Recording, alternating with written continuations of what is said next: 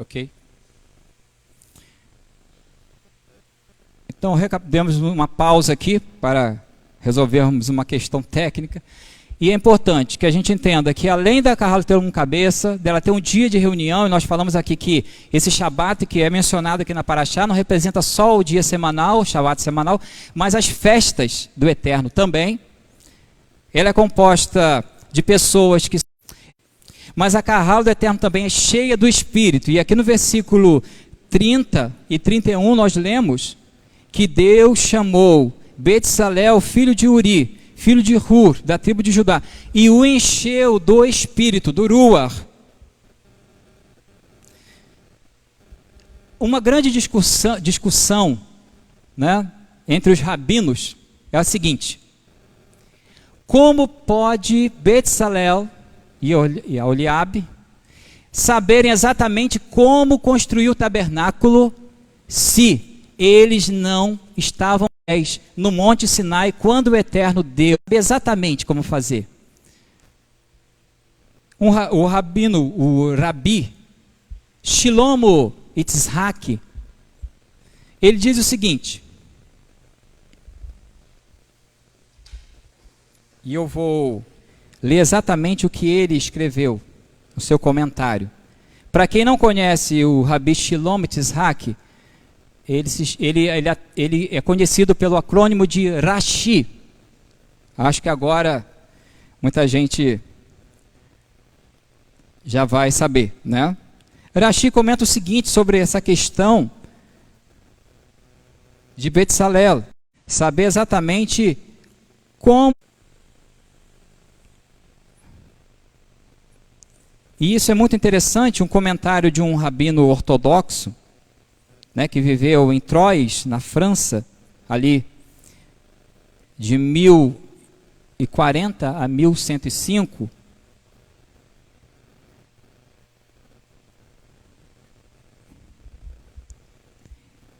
Irashi, ele diz o seguinte: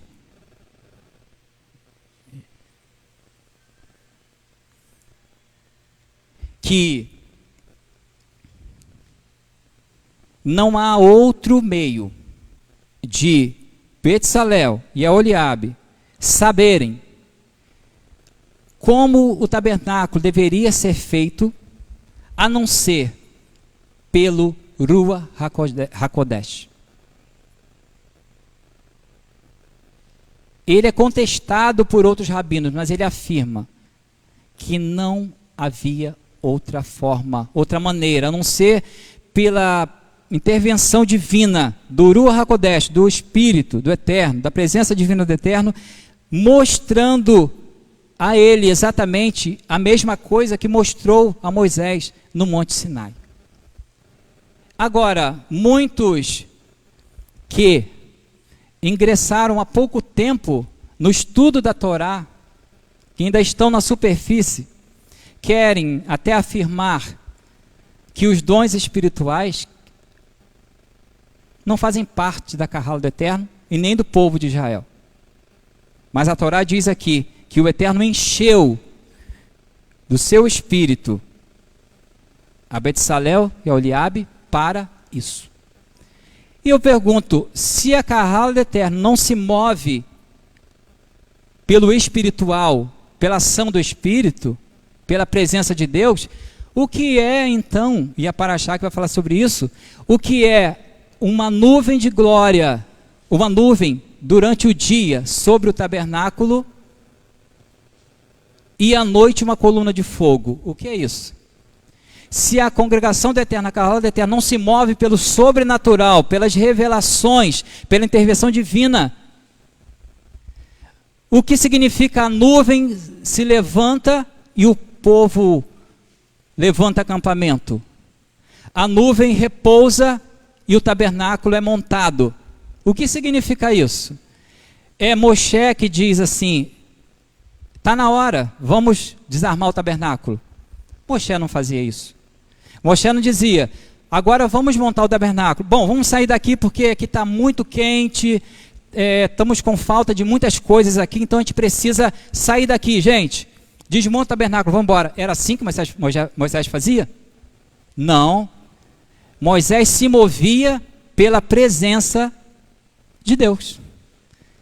Só quando a nuvem, diz a Paraxá, quando a nuvem se levantava, o tabernáculo também era desmontado e o povo seguia a viagem, até o momento que a nuvem parava, e ali então o tabernáculo era montado. A carralo do Eterno se move pela presença divina, né? E nós vamos encontrar em Atos,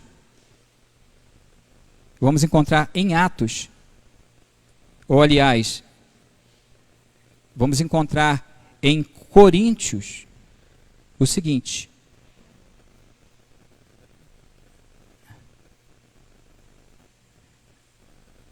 a primeira carta de Rabi Shaul aos Coríntios, capítulo 1, a partir do versículo 1 ao versículo 12,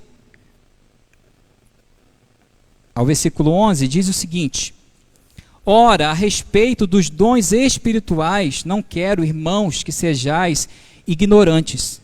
Vós sabeis que quando eres gentios, vos desviáveis para os ídolos mudos, conforme eres levados. Portanto, vos quero fazer compreender que ninguém, falando pelo Espírito de Deus, diz, Yeshua é anátema, e ninguém pode dizer, Yeshua é o Senhor, senão pelo Espírito Santo, pelo Ruach HaKodesh. Ora, há diversidade de dons, mas o Espírito é o mesmo. Há diversidade de ministérios, mas o Senhor é o mesmo. E há diversidade de operações, mas o mesmo Deus opera tudo em todos. A cada um, porém, é dada a manifestação do Espírito para proveito comum, porque a um, pelo Espírito, é dada a palavra de sabedoria. A outro, pelo mesmo Espírito, é dada a palavra da ciência. E nós vemos isso aqui na Carral do deserto, aqui, a Carral da nossa Paraxá. Ciência, sabedoria. A outro, pelo mesmo Espírito, a fé. E a outro, pelo mesmo Espírito, os dons de curar. E a outro, a operação de milagres. E a outro, a profecia. E a outro, o dom de discernir espíritos. A outro, a variedade de línguas. E a outro, a interpretação de línguas. Mas um só e o mesmo Espírito opera todas estas coisas, distribuindo particularmente a cada um como quer.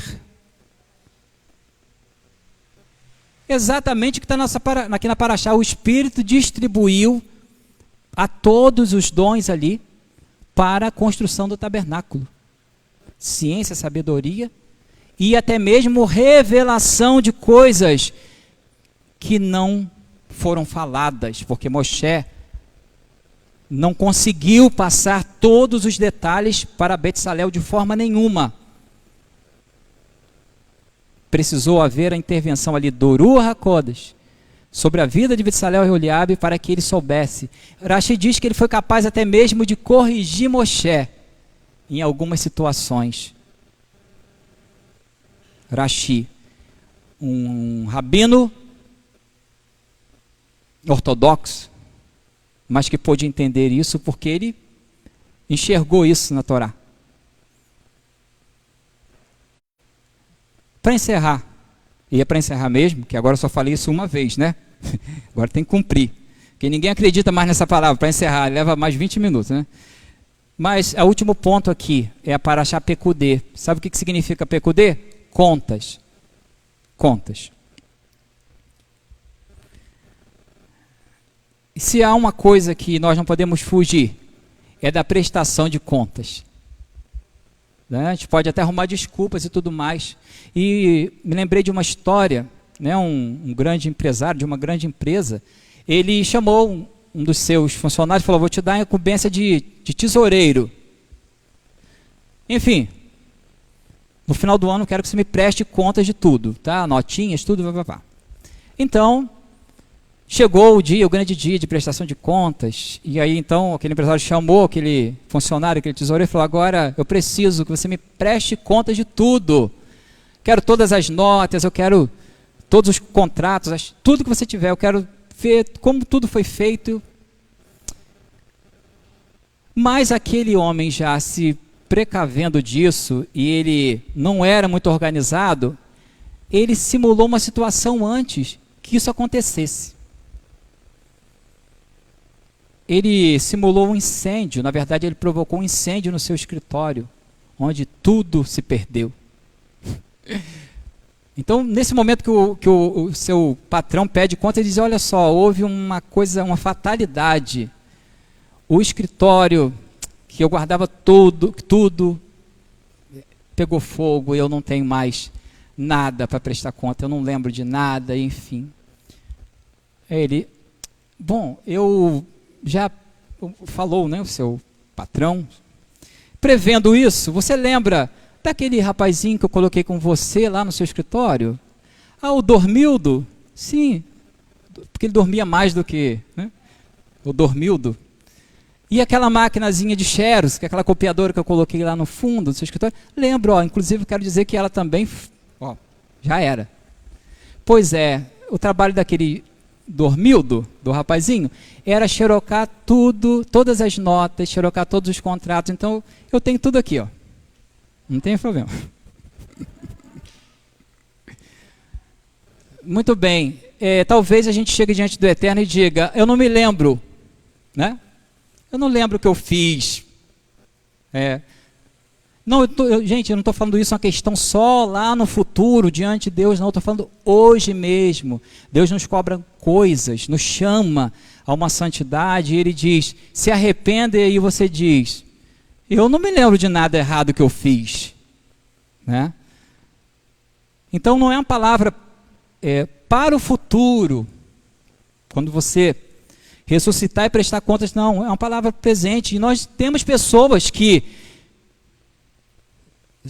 né, cometem situações e têm a coragem de dizer, eu não me lembro. Eu não lembro de ter feito isso. Né? Então, a prestação de contas é algo inevitável. E lá em Deuteronômio 34, diz o seguinte, no mesmo texto que Moshe diz que o Eterno levantará um profeta semelhante a ele, sabe o que diz lá? Vamos ler. Deuteronômio 34. Exatamente o que nós estamos falando e encerrando aqui.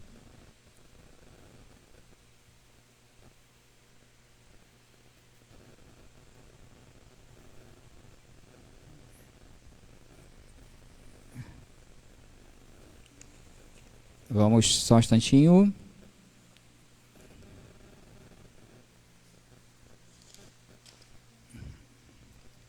Deuteronômio 34, 10.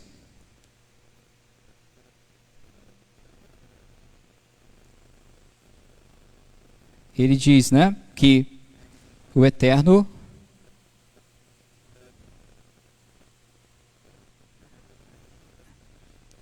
suscitará um profeta semelhante a Moisés.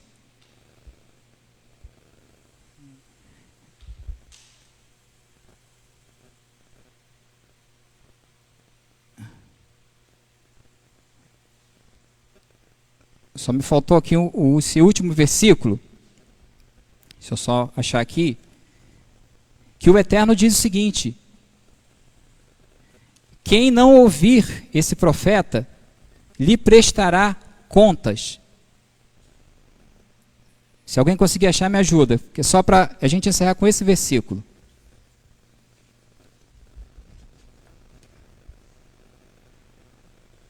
E eu esqueci de anotar aqui, mas é importante a gente achar aqui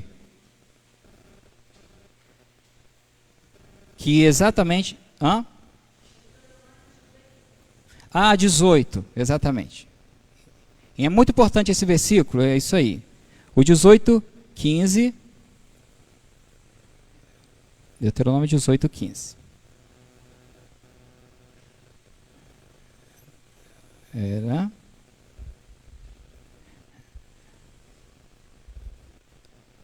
E aí a gente vai no 19. A gente pode ler do 15 ao 19 e a gente encerra então com esse texto. Tá? E a gente termina então com a Parashá Pekudê, que fala exatamente, que significa exatamente a última palavra que nós vamos ler. O Senhor, teu Deus, 15, 18, 15, diante, te suscitará do meio de ti, dentre teus irmãos, um profeta semelhante a mim. A ele ouvireis. Conforme tudo o que pediste ao Senhor teu Deus em Horebe, no dia da assembleia, dizendo, não ouvirei mais a voz do Senhor meu Deus, nem mais verei este grande fogo para que não morra. Então o Senhor me disse, falaram bem naquilo que disseram. Do meio de seus irmãos suscitarei um profeta, agora o Eterno falando, semelhante a ti, falando a Moisés, e porei as minhas palavras na sua boca, e ele lhes falará tudo o que eu lhes ordenar. E o 19 diz, e de qualquer que não ouvir as minhas palavras, que ele falar em meu nome, eu exigirei contas. A Kahal do Eterno tem um cabeça, a Kahal do Eterno tem um dia de reunião. A Kahal do Eterno tem pessoas fiéis nos dízimos das ofertas. A Kahal do Eterno é composta de homens e mulheres, de servos. O Eterno não faz distinção. A Kahal do Eterno é cheia do Espírito e se move pelo Ruach HaKodesh, pelos dons do Espírito que nós lemos aqui, que Rav Shaul escreveu aos crentes de Corinto. Agora, a Kahal do Eterno também, ela vai prestar contas. Vai prestar contas. E disso não tem como fugir. Por isso que é muito sério o que nós estamos fazendo aqui na frente. Por isso que nem todos podem estar ministrando. Por isso que nem todos podem ter a palavra, podem ter a voz de comando. Porque existe uma cobrança do Eterno. E quando um líder põe pessoas que não estão em condições, ele se torna responsável por essas pessoas, pelo desastre que pode acontecer na vida dessas pessoas. Então existe uma prestação de contas do líder diante de Deus. Existe uma prestação de conta também das pessoas que estão sob essa liderança. Ela vai prestar conta dessas pessoas diante de Deus. E às vezes é difícil dizer um não, mas assim que tem que ser. Porque é muito sério estar numa posição de roche, de cabeça, de liderança. Então eu tenho certeza que se Cíntia fosse escolher estar aqui liderando, com certeza ela não queria. Ela não iria querer. Mas foi o Eterno que chamou. Porque existem os preconceitos, existem... Claro que são coisas que o próprio Hassatan cria nos corações das pessoas, né? Mas qualquer líder que tem realmente está em sã consciência, ele não está na liderança porque ele quer, ele está por uma obediência, porque é difícil. É só a gente olhar para a vida de Moisés, a situação de todas as situações que ele passou ao descer do monte e ver um povo ali adorando o bezerro de ouro.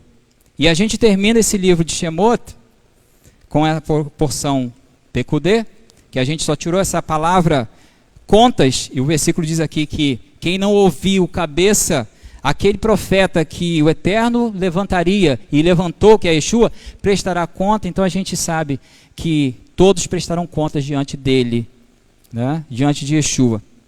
A gente encerra então o livro de Shemot, e que é chamado livro da redenção. Shemot é o livro da redenção, por quê? Começa com uma congregação escravizada, lá no Egito, é liberta, recebe a Torá, peca contra o Eterno com um bezerro de ouro, Moisés intercede ali, o Eterno sofre as consequências, mas o Eterno derrama sua misericórdia, não destrói a congregação, né? Mas sim aqueles que foram, né, o pivô de toda a situação, aqueles que realmente seus corações estavam inclinados para o mal, e ali há uma grande mortandade, mas a congregação permanece. E agora nós vemos nessas duas parachotes, uma congregação que realmente agora se coloca no lugar que o Eterno quer, e se doa para a construção do tabernáculo. É chamado do livro da redenção, Shemot. Escravo, agora servo do Eterno. Servo do Egito, e agora servos do Eterno.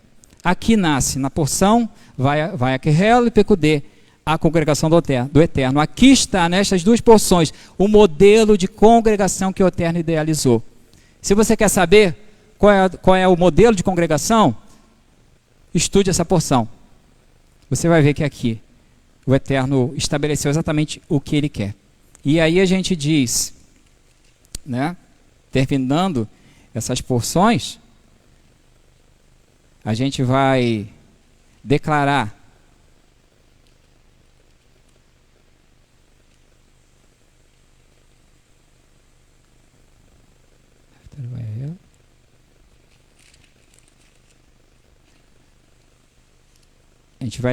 Hazak, porque a gente vai entrar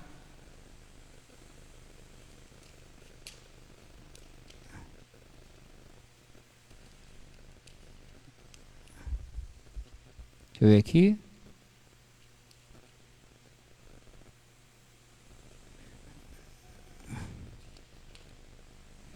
Então vamos lá, vamos declarar com força Hazak, Hazak, Venit, Hazek, ok? Que quer dizer força, força, sejamos todos fortalecidos. Vamos lá? Hazak, Hazak, Venit, Hazek, força, força, sejamos todos fortalecidos. Amém. E aí a gente termina o livro de Shemot, e aí vamos ingressar no próximo. Cíntia, que o Eterno nos abençoe. Amém.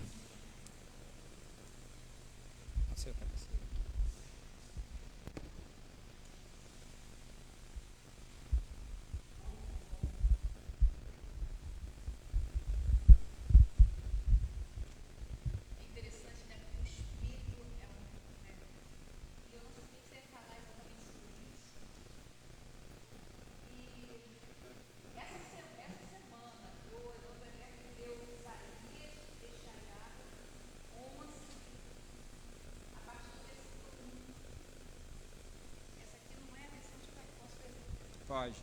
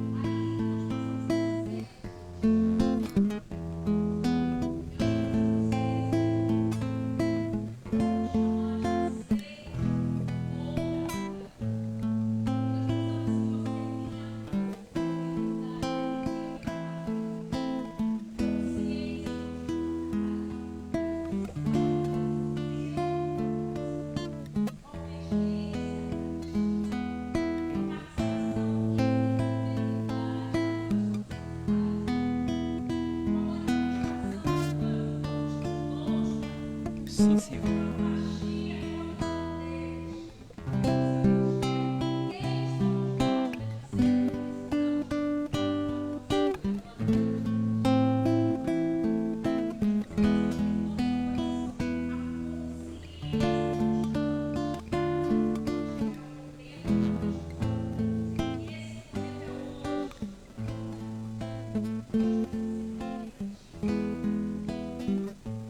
Sim, Senhor.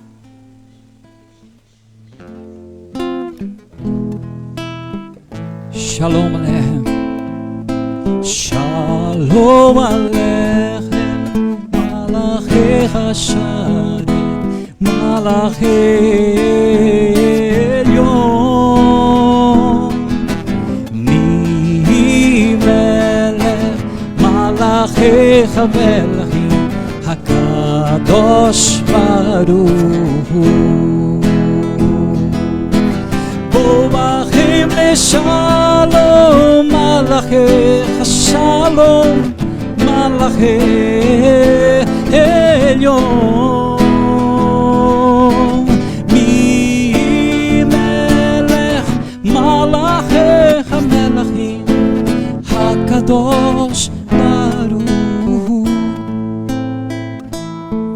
Baruch ni leShalom, Malachi Hashalom, Malachi Elyon. Mi melech, Malachi Hamelachim, Hakadosh Baruch Hu. Betchem leShalom, Malachi Hashalom, Malachi Elyon. Mi melech, Malachi Hamelachim, Hakadosh Baruch Hu. Hakadosh Baruch Hu. Hakadosh Baruch Hu.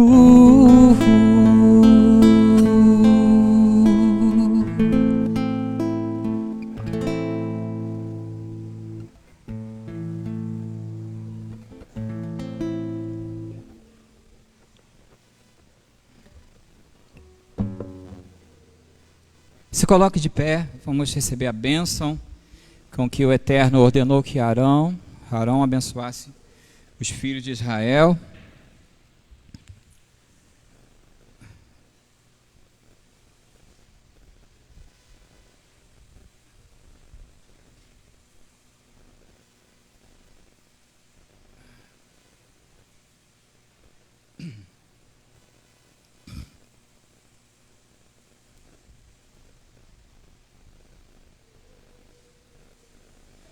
Vamos lá.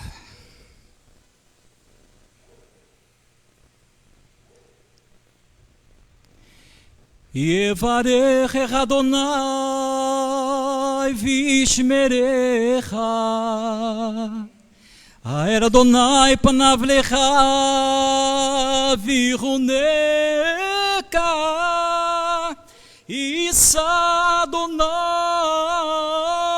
panav elecha ve'asem lecha Shalom.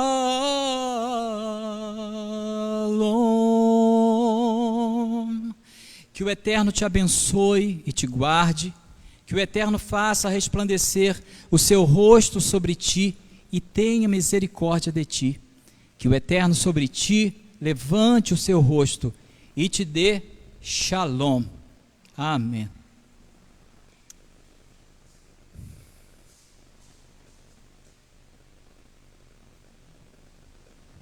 Esse foi nosso serviço de Shabbat.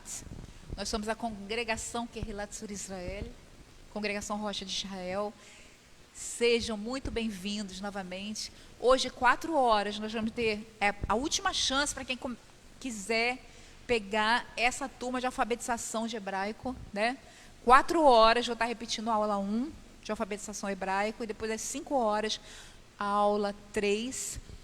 E às 6h30, 18h30 hoje, online, a gente vai fazer um estudo sobre Pessah, explicando como é Pessah, como celebrar Pessah, né, as festas judaicas. No mais, todo sábado, todo Shabat, às 10h30 da manhã, toda segunda, 18 horas, nós temos oração online. Nós vamos começar com uma oração presencial também, né, Jair?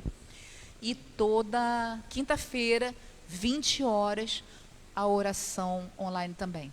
De 20 às 22 horas, você entra e sai a hora que quiser, é só entrar e sair, orar com a gente, para não ter essa obrigação de estar lá as 2 horas de oração, mas nós vamos estar à disposição orando, né? Muito obrigada pela presença de vocês, que a Eterna abençoe.